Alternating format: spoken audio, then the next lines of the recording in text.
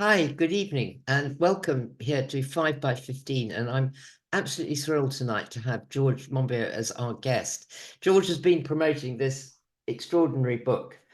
It's quite small and it packs a quite extraordinary punch. It's called The Invisible Doctrine, The Secret History of Neoliberalism.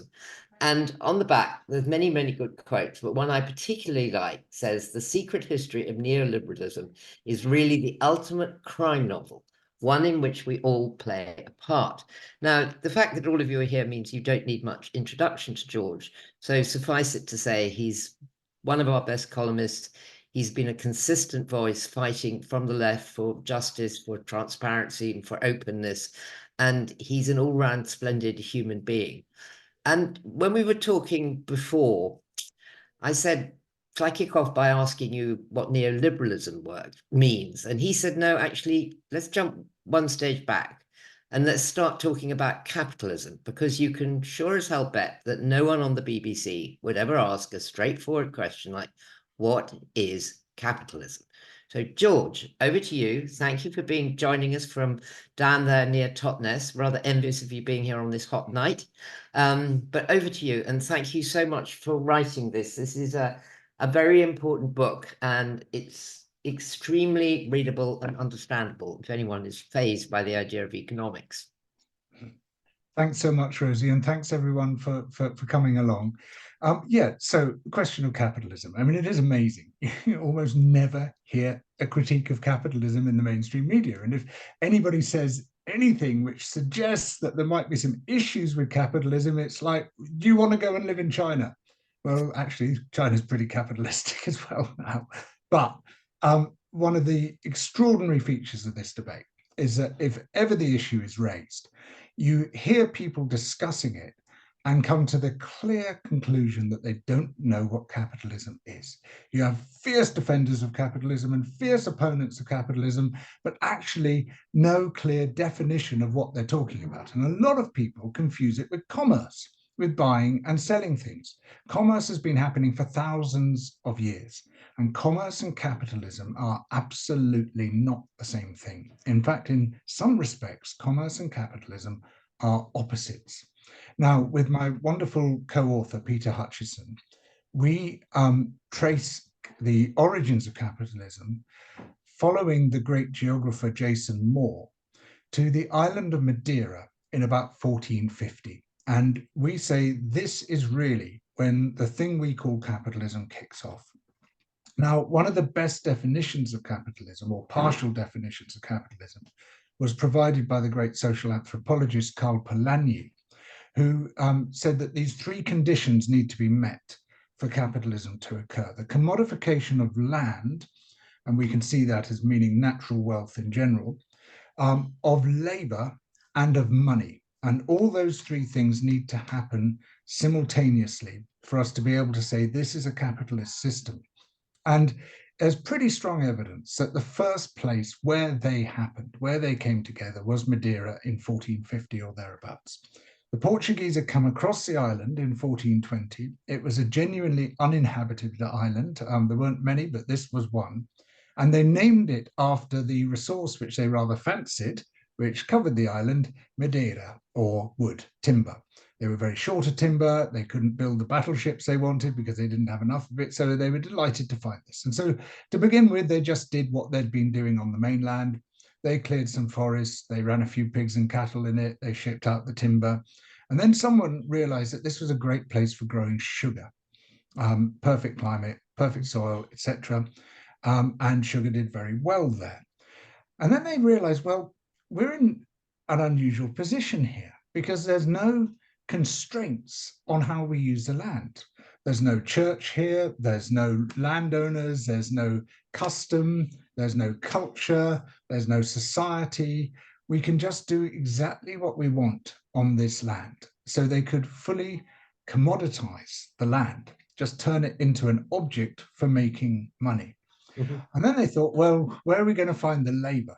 Oh, we can just bring people in to work. And who are the cheapest people to bring in? Slaves. So they started importing slaves, first from the Canary Islands, then from Africa. And of course, slaves are fully commoditized labor.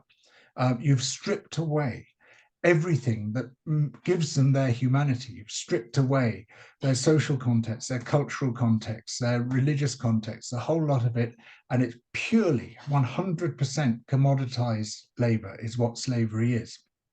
Then they needed money to finance the operation. Previously, on the mainland, you would have gone to the landowner or someone and been charged extortionate rates of interest, but no, they could shop around and they could just say, we just want money. We don't want any attachments to that money. We'll just pay the lowest rates of interest we can get. And so they went to Flanders and Genoa to get their money. So they'd commoditize the money as well. And what happened was a very rapid rise in sugar production. I mean, this, you know, if you're trying to make a lot of money, this system works very well. But alongside it was a remarkably rapid rise in ecological destruction. And the reason for that was that this great sugar industry, which had created so quickly, absolutely devoured Madeira. You need 60 kilograms of wood to refine a kilogram of sugar. And what that meant was that as the slaves used up the timber in the surrounding areas, they had to go further and further to get it. And suddenly productivity fell off a cliff. By about 1470, Madeira was the top producer of sugar on Earth. By this tiny island, by 1500, it had collapsed by 80%. Wow. It was a very sudden boom and a very sudden bust. And then, and this is an absolutely crucial component of it, they did what capital has gone on to do all over the world. They left. Boom, bust, quit. Those are the three components of capital. That is what capitalism does. And then they moved the operation to San Tomé, another island they'd recently stumbled across, did exactly the same, even quicker, destroyed it, used it up with extraordinary speed, boom, bust, quit.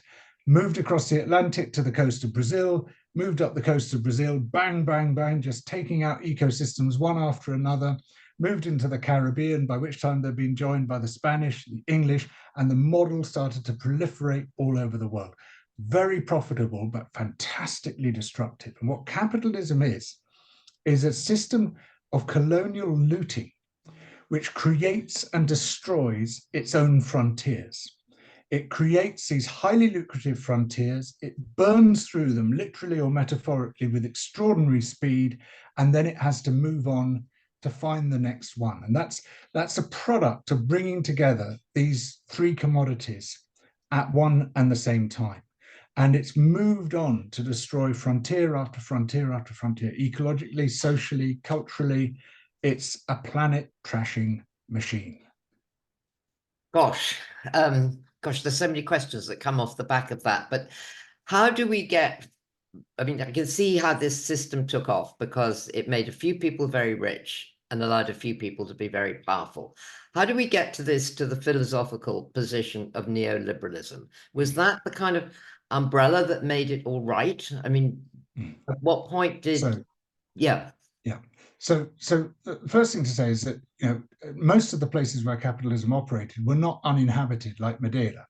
And so in order to commoditize your land and your labor, you had to dispossess people and you had to enslave them. You had to take away what people had before. You had to destroy their social relations. You had to destroy ecological relations.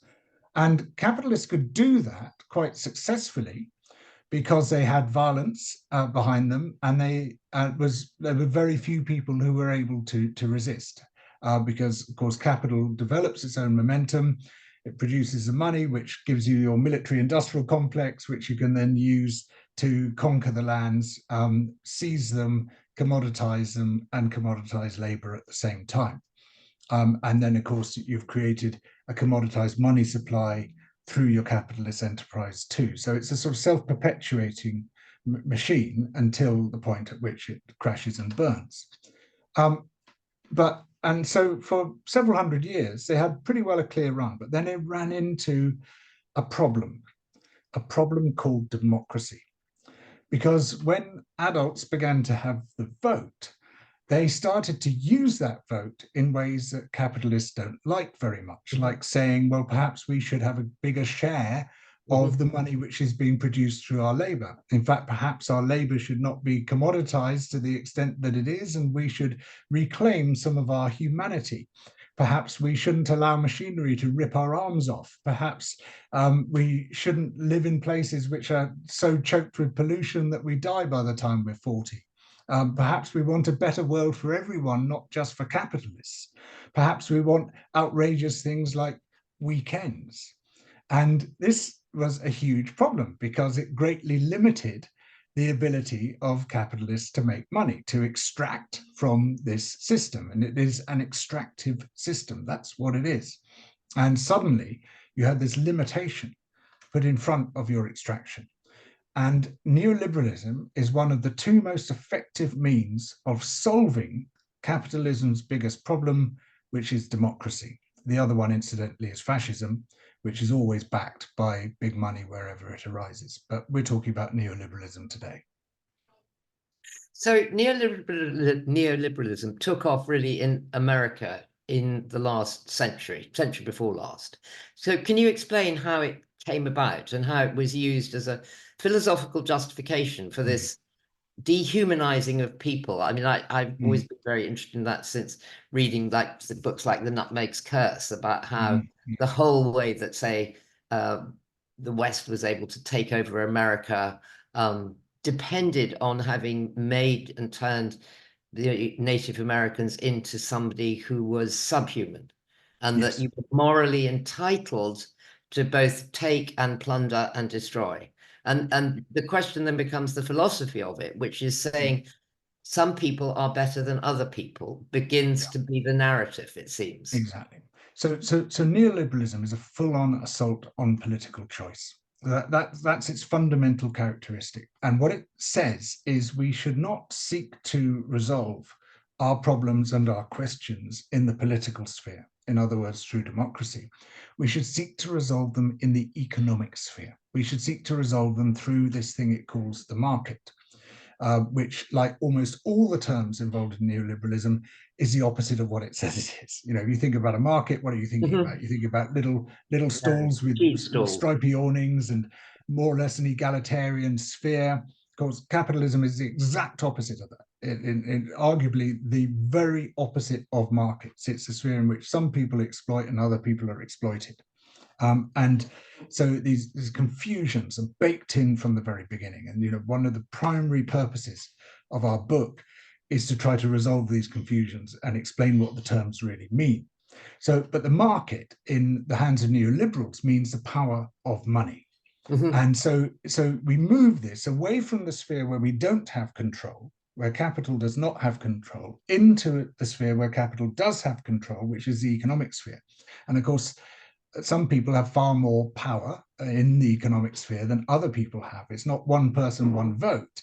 It can be one person, millions of votes, and millions of dollars, and other person, far fewer. And so if you can shift decision-making into that sphere, you've got us where you want us. So the term neoliberalism was developed in 1938 at a colloquium, a meeting in Paris. But it didn't really take off, and it wasn't really formalized until the publication of two books in 1944, which was Friedrich Hayek's book, The Road to Serfdom, and Ludwig von Mises's book, Bureaucracy. And they had an almost identical theme. They claimed that any attempt to interfere in the workings of this thing they call the market, to interfere with the power of money, in other words, would lead inevitably to totalitarianism. It might look like something benign, the incipient welfare state, an economic safety net, publicly funded services, but that would inevitably lead to Hitler or to Stalin. It was a classic slippery slope fallacy. And it was put forward with some force by them. They're quite readable books. I mean, they're absolutely chock full of holes, but you can sort of see there's a thread that you can follow, and an argument that is more or less coherent, but very easy to tear apart.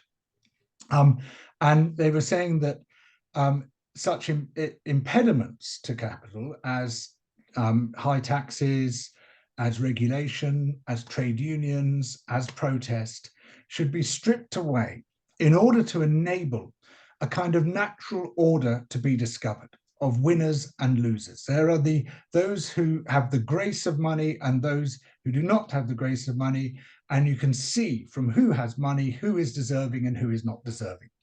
And if you try to alter that natural order of the righteous and the unrighteous, it's a very Calvinist approach. If you try to interfere with that, then you will sap humanity of its vitality. You will strip away the spirit of enterprise and make everyone poorer. Because if you allow the rich to get richer, they will, through the invisible hand, generate the money that will shower down upon the rest of us. And you say, well, hang on a moment. I thought the rest of us weren't meant to get richer. I thought we were meant to stay poor because we're unworthy. So, you straight away start to see these enormous contradictions in it. And many people reacted with absolute horror and disgust towards these ideas. At the time, the dominant form of political economic thought was Keynesianism, Keynesian social democracy, which was very much distributive within the rich nations. It was still highly exploitative between rich and poor. It was a form of capitalism, but it was far more distributive within the rich nations than we'd ever seen before or since, and was about building up public services, was about ensuring that everybody had a decent standard of life so they could spend into the economy, and that generates economic growth. And so this neoliberalism was at the time very much out of tune with the times. But there was one group of people who thought it was just fantastic. And these were the richest people on earth.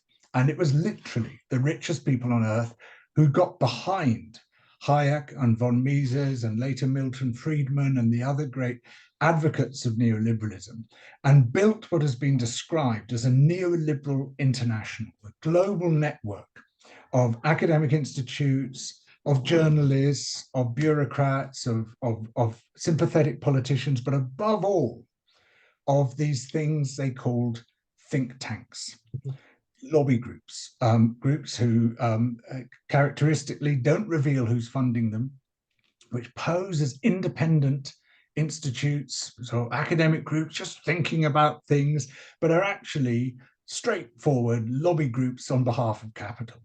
And they became the sort of shock troops of neoliberalism, whose role, whose mission was to translate these sort of slightly pointy-headed and abstruse ideas of Hayek and Friedman, Friedman was pretty good at translating his own, but of von Mises and people like this, was to translate them into what appeared to be political common sense, until they reached the point where they could say, it's the only way to do things. There is no alternative, as Mrs. Thatcher, one of the first neoliberal prime ministers, pointed out.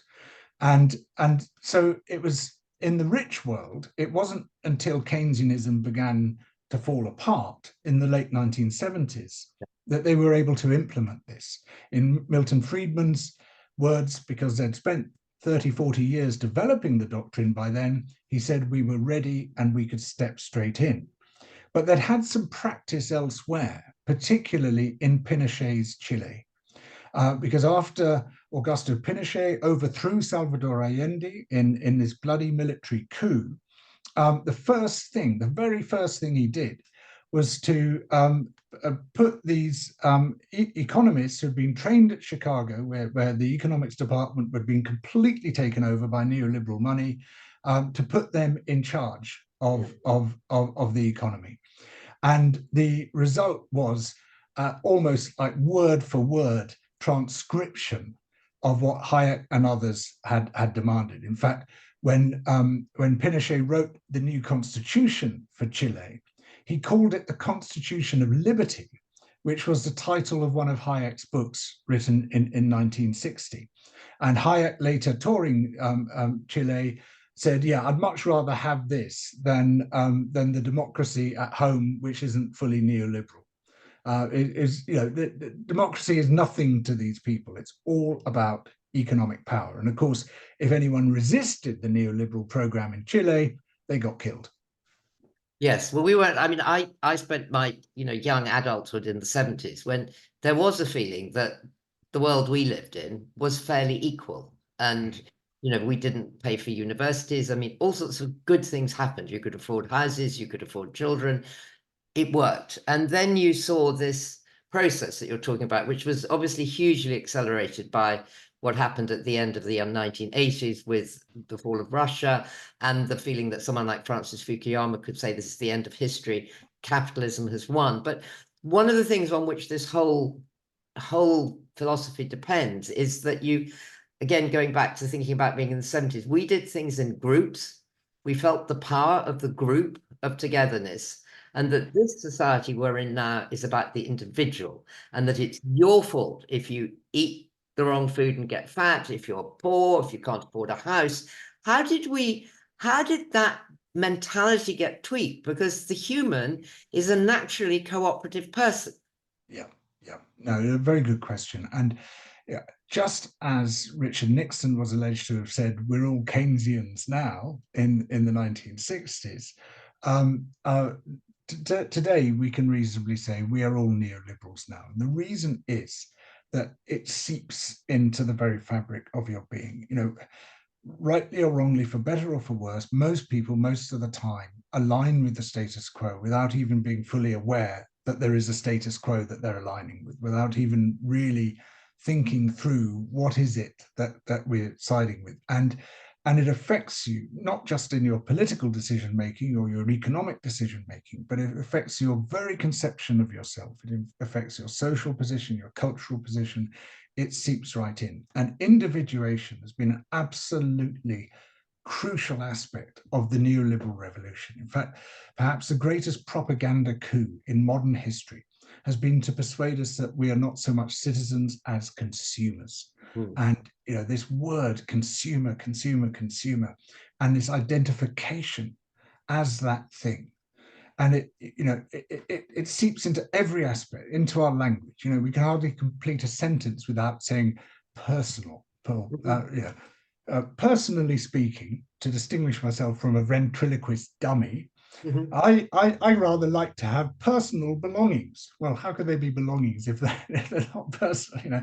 And I prefer close personal friends to the impersonal variety. But that's just my personal opinion, otherwise known as my opinion. We use these redundant terms all the time. We don't talk about people anymore. We say individuals. An individual was apprehended. Two individuals were walking down the street. These things seep into our minds in ways in which we're scarcely aware. We absorb these dominant themes, these dominant cultures. It's the cultural hegemony that Antonio Gramsci was talking about. And so it's very successfully, through mass persuasion right across most of the media, across politics, told us we are a different kind of person, and we have become that different kind of person. And it's had devastating impacts on our mental health.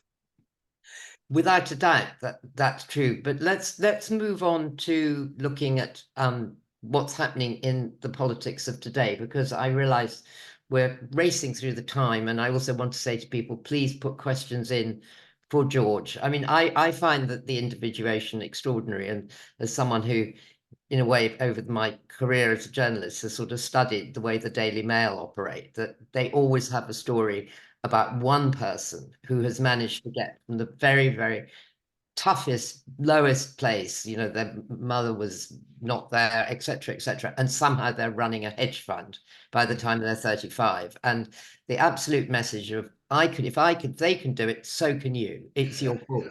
And I think that that's epitomized by the book that J.D. Vance wrote in 2016, The Hillbilly Elegy, which I remember reading and thinking, golly, this is kind of an amazing book. This is someone who's told this story of what it was like to grow up as forgotten working class whites in a left behind city in America, town in America. And now suddenly you see how there's nothing compassionate in it. It's completely egocentric. It was a wool pulled over the eyes. And I personally find it very scary. But how do you fit him into the neoliberal argument, given that he may be very Yeah, powerful in our lives in the coming sure. years? No, well, I mean, he's obviously a blatant opportunist. He'll switch sides according to what he thinks is going to work for him. And there were some real virtues in that book, but it was this Horatio Alger story. If only you try hard enough, if you get yourself together, pull your act together, you'll be fine. So it's a sort of denial of the structural causes of poverty, denial of structural unemployment, denial of the enormous forces levied against people trying to pull themselves out of the holes created by corporate power, including, for instance, by Purdue with the opioid crisis. And I think a far more compassionate and reasoned account is the one you find in Barbara Kingsolver's wonderful novel Demon Demon Copperhead. Copperhead. Yeah. Which is also sort of very, very empathetic, but sort of doesn't try to convince you that there's a simple individuated solution to a structural systemic problem, which is what neoliberalism tries to do throughout. I see Vance as a very scary person, not least because he is a creature of Peter Thiel, who's perhaps the scariest person on earth. Thiel says the quiet bit out loud. At one point he says, capitalism and democracy are incompatible. And I know which side I'm on, which is capitalism. I mean, he's quite right. They are incompatible.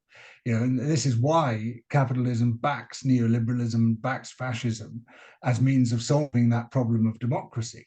I mean, Thiel's not wrong about this, but he's just prepared to state it and to act on that belief, and hence his huge backing for Vance and for Trump. But the extraordinary feature of this is because of that hegemonic aspect, neoliberalism, just as Keynesianism once did, has captured both sides of the customary political divide. When Richard Nixon says we're all Keynesians now, yeah, it was true. Whether you were Democrat or Republican, Labour or Conservative, you were broadly Keynesian in your approach. Today, whether you're Democrat, Republican, Labour or Conservative, you're broadly neoliberal in your approach, almost the opposite of Keynesianism. But it's become the new dominant story of our times. I mean, it's not so new anymore, but it keeps refusing to die. However, often it collapses. And of course, the 2008 financial crash was a spectacular refutation of neoliberalism. It keeps rising from the grave and staggering forwards. And unfortunately, in the current government, and I'm sure many in the audience will share my sense of relief that after 14 years we've escaped from the shadow of the Tories. But this new government seems determined to maintain this ultra neoliberal policy of austerity. It's completely unnecessary. It has loads of opportunities to escape from austerity. There are lots of ways of taxing the rich. There are lots of other ways of raising money. Modern monetary theory, people would say, well, you can just make money. I mean, I'm kind of neutral on that question, but there are loads of options which the government has flatly refused to take, and as a result, austerity will continue unless it changes its policy. And austerity is absolutely fundamental to neoliberalism. Every neoliberal government from Pinochet onwards has introduced austerity because that rolls back the constraints on capital. Austerity means less public spending, so more of the economy moves into the hands of the private sector. It means that the private sector can take over government functions.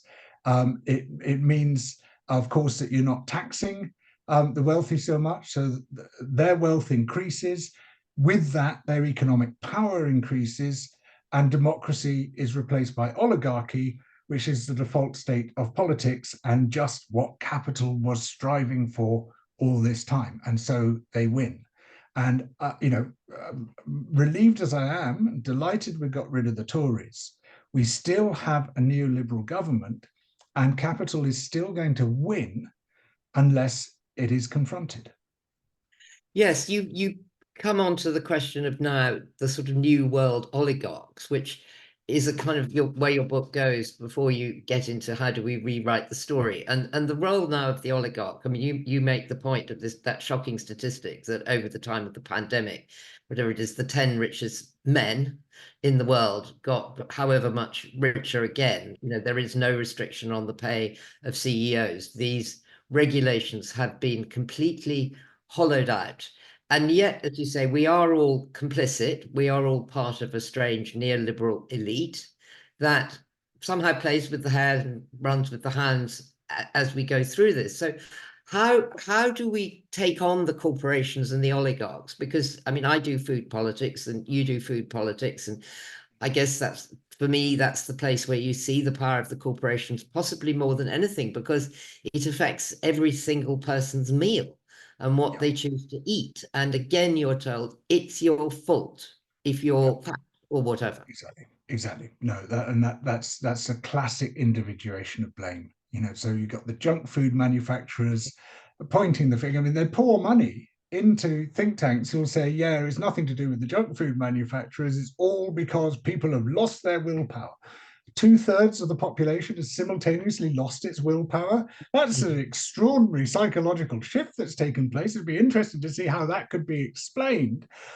Oh, or could it perhaps have something to do with the mass advertising of junk food and the obesogenic environment in which we live? That's the thing you can't talk about. That's what neoliberalism says is not the subject. But The who's subject saying is the individual. Who's saying it? When you say we're not allowed to say it, who's stopping us saying it? Well, you and I can say it. Fortunately, we still, so far, touch wood, have freedom of speech. But you will not get a platform to say it almost anywhere. I get a platform in The Guardian. I'm extremely fortunate to have that. I could not work for any other mainstream media outlet, none. I started my career in the BBC. It would be completely impossible for me to work in the BBC today. What other newspaper would have me? None other would have me. I mean, I'm not complaining. I'm perfectly happy in my own life, but you can just see this almost hegemonic situation, and you can see how it originated as well. There's an extraordinary book published by the founder of the Adam Smith Institute, which is one of these neoliberal junk tanks which refuses to say who funds it. And it's his autobiography. It's called Madsen Piri, and the book's called I Think know Tank. him. Yeah, and about 6 people read this book, but unfortunately for him, I was one of them because it gives away an extraordinary amount of things which were previously secret. And one of these is his description of the meetings they had in the late 1970s after Margaret Thatcher had become leader of the Conservative opposition. Every Saturday morning in a wine bar called the Cork and Bottle in West London, where representatives from the Adam Smith Institute, the Institute of Economic Affairs, the Telegraph, the Mail, and the Times would come together to map out the agenda for the week. And they would say, right, we at the Institute of Economic Affairs, another Tufton Street neoliberal junk tank, are going to be producing this report calling for the privatization of the water industry, and that's going to be a wonderful thing for this country. And so the person from the Mail or the Telegraph say, right, we'll do a leading article on that. Right, we'll have a feature page on it. They would map it out. They would, in the same meeting, you had Conservative Party officials who would then look at how they could turn that into workable policy. So they're all working together. It's a remarkable thing. I mean, it's literally a conspiracy. It's just he tells you about. Okay, Sorry? who were they wanting to make rich at that point? Themselves? Well, yeah. So one of the things we've got to realize is, yeah, absolutely, it's about enrichment, but it's also about power. And one of the weaknesses of the analysis on the left, and I include myself in this because I've often fallen into this trap, is to imagine that the only thing they're after is money. It is by no means the only thing they're after.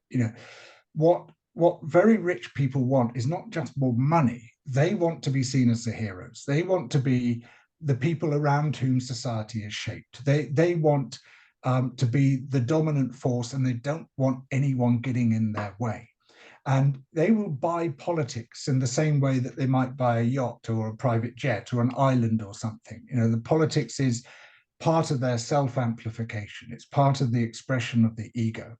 and they will spend on politics. They might earn money from various places, but they will spend it on politics because that means that they are in that dominant position that they've always wanted to be in. And what an oligarch is someone who turns their inordinate economic power into inordinate political power. And one of the things that we've seen, and it's been very clear in this country, has been a kind of civil war within capitalism. You could see it most clearly within Brexit, where you had what could be described as the house-trained capitalists on one side, represented, for instance, by the Confederation of British Industry. And these were the sort of supposedly respectable side of capitalism, the blue chip companies with their 5-year plans, their 10-year plans, and they want a stable environment for investment. They don't want too many shocks. They don't want, if there's a change of government, they don't want much to happen. And what they want is boring technocratic middle managers in charge, who are not going to allow too much democracy, but are just going to keep everything very smooth and calm so that they can plan for the future. And then you have the warlord capitalists, people of the sort of people who funded Brexit, people like Jeremy Hosking, people like Ian Hargreaves, people like Robert Mercer, for instance, in the United States. Many other. Peter Thiel is a classic example of a warlord capitalist who want to rip everything up, tear it all down, and then build their economy out of the wreckage of this destroyed society, society as we know it being destroyed. In Steve Bannon's words, and Steve Bannon could be seen as their sort of their hitman. He want the deconstruction of the administrative state. I think he meant the destruction, because I don't think he's actually a French structuralist philosopher. But the deconstruction, the destruction of the administrative state is what they want. And Brexit was a civil war between those two arms of capital. And what we see, though they don't map onto this precisely, but by and large, corporate power is on the house-trained side and warlord power is on the oligarch side. And out of corporate power, the oligarchs have arisen because corporate power enabled the creation of oligarchic power, as the owners and the CEOs were able to scoop more and more profit and ensure that more of the total production of that company went into their pockets rather than the pockets of their workers as a result of neoliberalism, that government would give them more and more contracts. You create this new class of oligarchs who then want a very different economy to what the old corporations wanted. And as a result of that, they then start sponsoring, instead of your boring grey technocratic middle managers, they want killer clowns. They want people who will rip things up and at the same time distract and scapegoat and all the rest of it. Hence the rise of Johnson, of Bolsonaro, of Trump, of Modi, of Duterte, of Orban, of Erdogan. Everywhere around the world, we see warlord capitalism sponsoring killer clowns, and this very rapid change in the nature of politics. Golly, well, I've got lots of questions coming in, so I'm going to come to them in a minute, but we have to stop our part of the conversation by talking about, this is such an embedded story. I mean, we are so embedded in the stuff that we get sold every time you turn on your phone, the targeting of advertising, the feeling that more stuff will make you happier, all the stuff that we kind of know. How do we change this incredibly embedded story? Sure. So it's easy to despair, right? And loads of people are throwing up their hands in despair, probably quite a few in the audience right now, say, well, these huge forces, what can you do? But despair is actually irrational. And the reason despair is irrational is that society, in common with everything else important in our lives, is a complex system.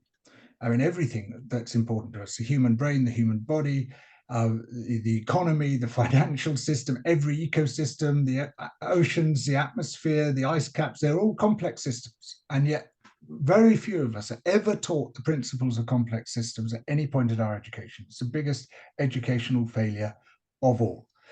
And one of the properties of complex systems is that they have their own self-created dynamics, which can damp down trends at some certain points when those systems are resilient. When they lose that resilience, they can very rapidly push towards a tipping point, a change from one equilibrium state to another.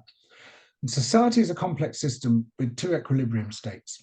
One is called impossible, and the other is called inevitable. From the point of view of anything we want to see happen, it's always impossible. Votes for women, you've got to be joking. They would never let that happen.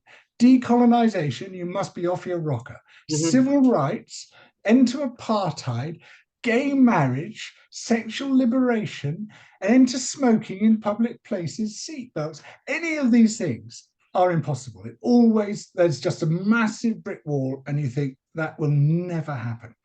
And then it happens, and everyone says, well, that was inevitable, wasn't it? And what has happened? What is the thing that's taken place between those two states? How did that social tipping happen? Did someone go around and persuade everyone in the country that this new thing needs to happen? Absolutely not. That has never happened in the history of humanity. That's not how change happens. We've got this Oxford Union belief in how change happens, that you use the power of your argument to persuade the person in the opposite corner that you're right and they're wrong.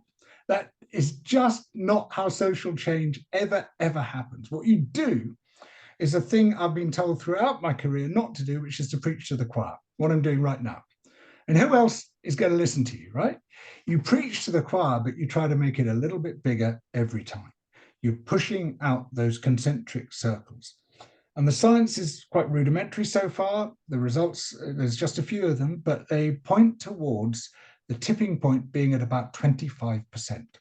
That once that concentric circle has reached about 25%, suddenly something happens. It's not a definable something. It's not that everyone wakes up and says, oh yeah, no, I totally believe in equal marriage now. You know, having thought it was going to be the end of civilization as we know it, right? That's absolutely not what happens. It's that people sense deep down, not in the conscious mind, that the status quo has changed. Something has happened, and we don't want to be left behind. Because reinforcing the tipping point, reinforcing the inherent properties of a complex system, is the fact that we are, with the possible exception of the naked mole rat, the uber social mammal. We are absolutely connected much more strongly than any other mammals to our wider society. And so when we sense that something has shifted, we don't want to be on the wrong side of that. And even if you'd spent the last few years saying, yeah, equal marriage will be the ruin of us all, you'll start saying, well, yes, of course, I've always believed in equal marriage. I mean, I literally know people who do this, and don't contradict them. Let them believe that. That's fine. That's great, because that's how change actually happens. I mean, after the war, right, everyone became a member of the resistance. You go around any town in France, there's always a place de la résistance. There's never a place de la collaborateur. People switch round to that side without ever actually consciously making that switch. That is how change happens. But we've got to understand that mechanism. The neoliberals understood it. There's a lot to learn from them. They worked out how change happens, and they went at it consciously. In fact, it could be the first movement in history which really worked it out and consciously set out to apply those techniques that arose from the calculation of how society changes. We can do that too.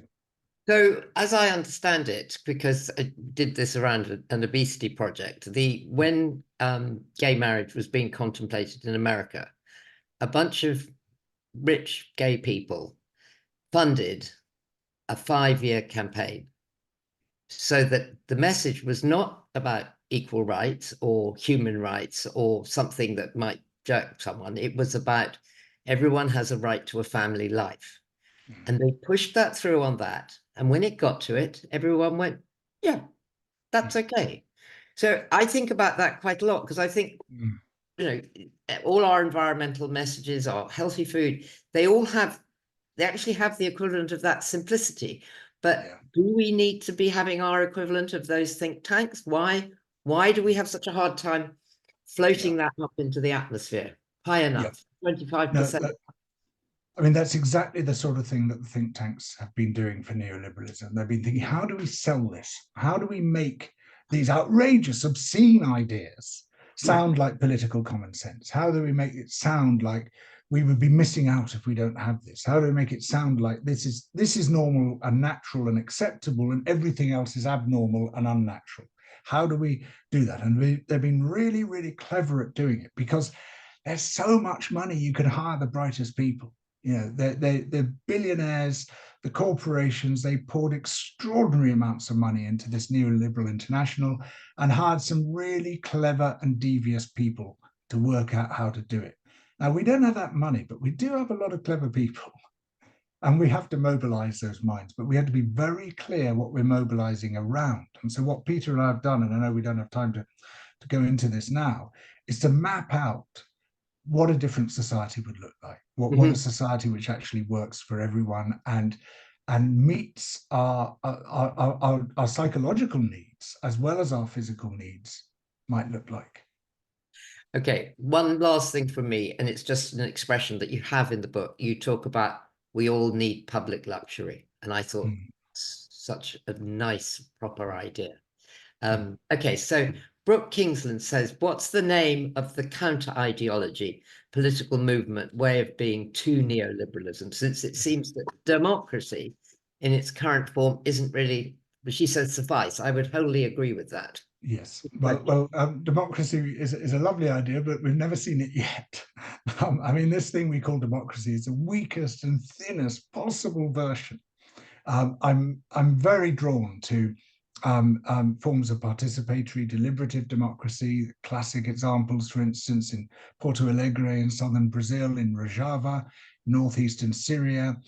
We've seen some really interesting innovation in Taiwan through the V-Taiwan program, among many others, in South Korea, in Barcelona, in Madrid, in Portugal, in Iceland. There's some really great examples, but that's just part of the story, because there also has to be, you know, an economic democracy as well. And what we've formulated is something we call the politics of belonging. And it's all about building our democratic sphere and our economic sphere from the community, from the neighborhood, to create bridging communities rather than bonding communities. Because the great danger is, you know, everyone needs a sense of belonging. I mean, belonging is the universal human value. There is no one who doesn't need a sense of belonging. But if you can't find a positive sense of belonging, you can find some very dark ways of belonging instead. And the bonding community, which is creating a community amongst people who are as much as possible the same, you know, that creation is what drives fascism. It's what leads to some very nasty politics indeed. But the way to stop that from happening is not to stop the development of belonging, it's to create a far more positive belonging based on an open and inclusive belonging where everyone in a particular neighborhood, in a particular community, can feel they belong. And that means developing community resources, the commons. It means developing a politics which allows everyone to belong, hence the deliberative participatory politics, of which there's these fantastic examples, and it always works much better in practice than it does in theory, because it transforms people, it turns us into democratic citizens, and it means paying attention to the extraordinary facets of our human nature, our good nature. We are primarily altruistic, empathetic, with a strong sense of wanting a better world, not just for ourselves, but for other people. There's a small number of people who aren't like that. We call them psychopaths. And our tragedy, the tragedy of humankind, is that we are a society of altruists governed by psychopaths. That's what we need to overthrow. That's a good line. Jim says, have you any advice for opting out of neoliberalism? How? I think you've partly answered this, but I'd add a question to it as well, which is, you talk as though this is dependent on locality, on feet on the ground and neighbours around the corner. Can you do this online? I'm adding to Jim's question. Or does I mean, both of those are good questions. I mean, you can certainly use online tools, but online is never enough. You have you have to build it with feet on the ground, with face-to-face interaction. This remains the most powerful of all our media. And that human contact, that human aspect of connecting with your neighbors, of connecting, maybe first of all with like-minded people in your community, but then pushing outwards, bringing more and more people into your concentric circle through community projects. So to give one example, right here, we've got this little WhatsApp group, which was set up during the pandemic. And it's where you sort of say, has anyone got, a cup of sugar? Or does anyone want this old deck chair of mine, or stuff like this? And it is just amazing how from there you start to build all sorts of other connections and relationships. And what we need to do is to build those consciously. It's not just to say, well, let's see what happens, but to say, right, starting from this very simple, very easy point of a WhatsApp group where everyone's invited. And there's certain rules, you've got to behave nicely to each other, kindness at all times. If you've got a dispute, here's how we should resolve it, etc. And then what other social institutions can we build out of this? And the thing is about this, you don't need anyone's permission. You don't need to wait for the center to give you what you want. The center will never give you what you want. Society is like an amoeba. It moves from the margins, not from the center. So you build it yourself, and you can do it very, very rapidly because you're dealing with relatively small numbers of people. But if we do it as a coherent program with lots of people in their communities, building that politics of belonging, say, what can we see here as a community resource that we can manage together? What can we build on here? How can we improve our decision making? How can we feed that decision making to local government and get them to respond to our needs, which we've identified here?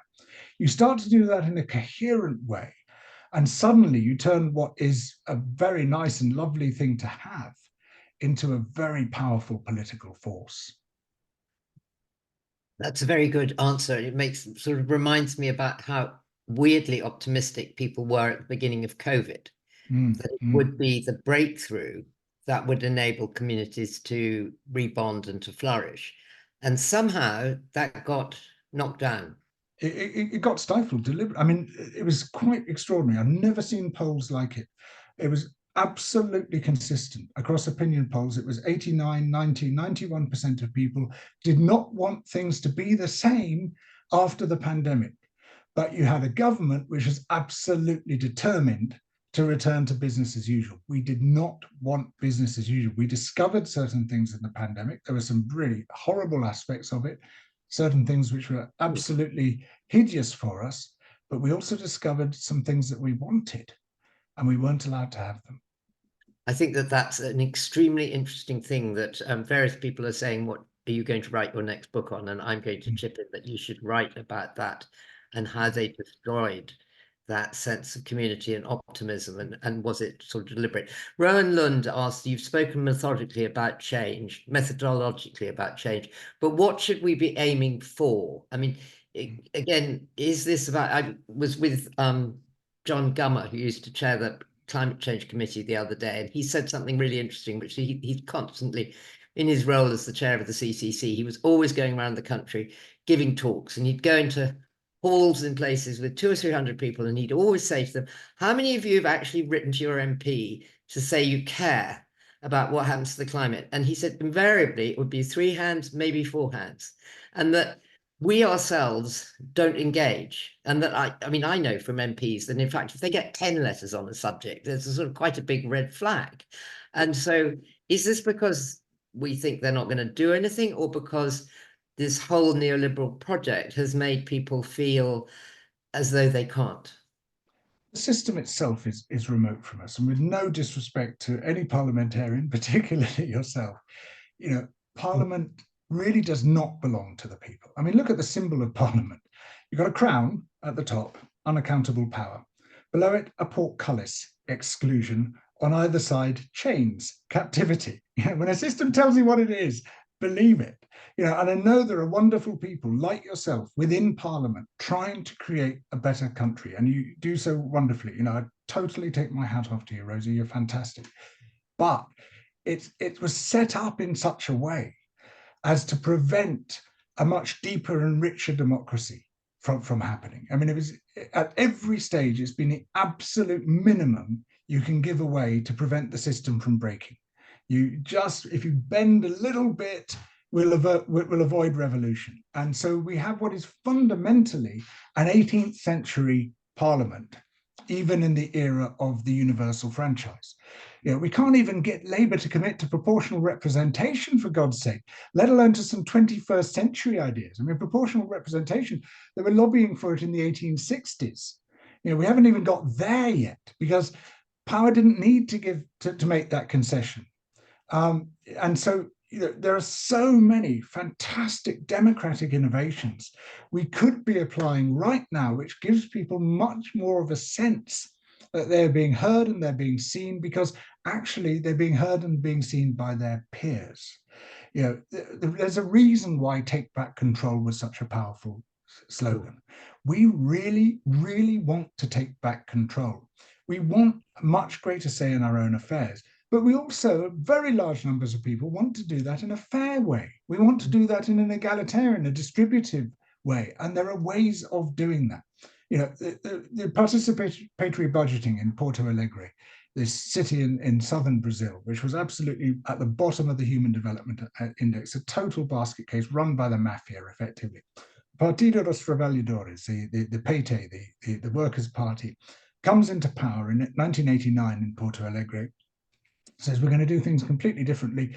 You, the people, are going to set the budget. And everyone says you're completely mad. I mean, what expertise do the people have? What do the people know? They're idiots. Most of them are illiterate. How on earth are they going to set a budget? And every year, tens of thousands of people, including and especially the poorest people in the city, and there was massive, there was much higher representation amongst the poor than there was amongst the rich, came together to determine how the money was going to be spent. The mafia was wiped out almost overnight. Clientelism was wiped out overnight. Corruption wiped out overnight. And what you got instead was this very rapid ascent to #1 on the Human Development Index within Brazil, massive decline in infant mortality and maternal mortality, massive increase in sanitation and clean water, public transport, primary healthcare, everything. I mean, it utter transformation because the people were in charge. So they didn't need to appeal to anyone. They didn't need to be listened to anymore. They were listening to each other. They were building it themselves. That's our power. That's what we can do. But our power is constantly removed from us. We are not allowed to exercise that extraordinary power to build the better society ourselves. So we must build it without permission. Well, I like that very much. And I'm afraid we're nearly up to time. So I'm going to have to skip quite a lot of these wonderful questions, but I am going to go to Mary Fair's question, which I think is good for all of us. What is the one thing I can do tomorrow morning to make a difference? I mean, you've given us lots of ideas, but give us a few more before we have to say goodnight. Sure. So first of all, you know, recognize that you are a very powerful person, but only when you get together with other people. Buying a different brand of biscuits does nothing. You have no power as a consumer. You know, the absolutely first thing you have to do is to recognize that you're a citizen first. And it's only by combining with other people that you are able to create political power. But you can combine locally. Obviously, keep the national in mind, keep the global in mind. It's absolutely essential. You know, because at the same time, and we've scarcely discussed it, you know, we're heading towards the Earth system's horizon here. You know, this horrifying point. You know, the biggest question that we've ever been faced with is whether we can hit the social tipping points before we can hit the environmental tipping points. But in a way, it doesn't matter what your particular issue is, you know, because we need loads of different people with their different issues. The important thing is to recognize you are part of something much bigger than yourselves, and to recognize that effective change is an ecosystem. It needs lots of different people applying their different skills. You absolutely need some people to sit in the row with placards. That's an essential part of it. You need your radical flank, but you need your moderate flank as well.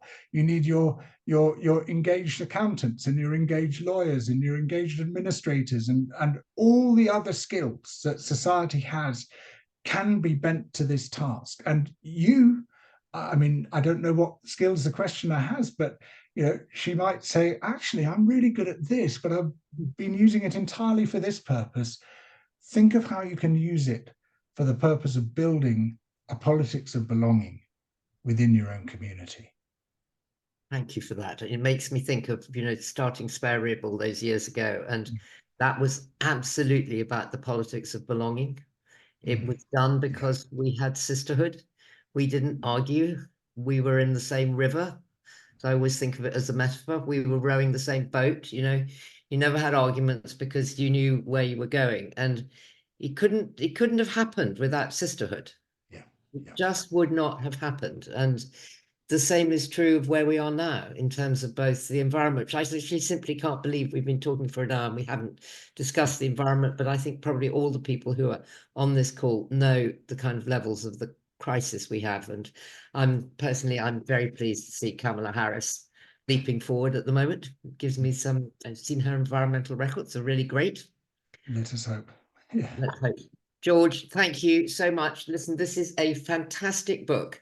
It's 162 absolutely packed pages and short chapters. Each one is a gem of thought and ideas. And I've still got another 9 pages of notes of things to ask you. But for the meantime, enjoy the evening in Totnes. Thank you all very, very much for coming, and we'll see you very soon. Take care. Bye-bye. Thanks so much, Rosie. Thanks, everyone.